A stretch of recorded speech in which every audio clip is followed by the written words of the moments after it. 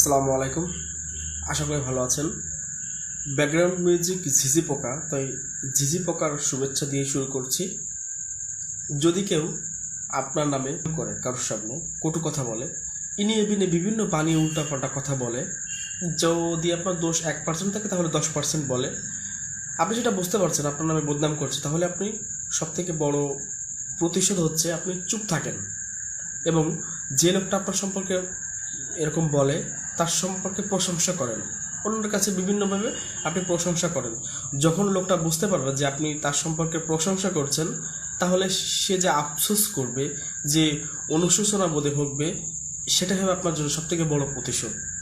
এটা যদি সে আফসোসটা করে, তাহলে সে আসলেই বুঝতে পারবেন যে সে একজন মানবিক মানুষ বা তার মূল্যবোধ আছে বা তার ব্যক্তিত্ব আছে।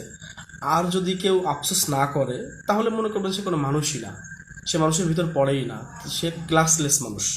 তো এজন্য বলছি, যে আপনার নামে বদনাম করুক আর না করুক, তার নামে প্রশংসা করুন এবং চুপ থাকুন। প্রশংসা করতে না পারলেও চুপ থাকেন, এটাই আপনার জন্য সবথেকে বড় প্রতিশোধ।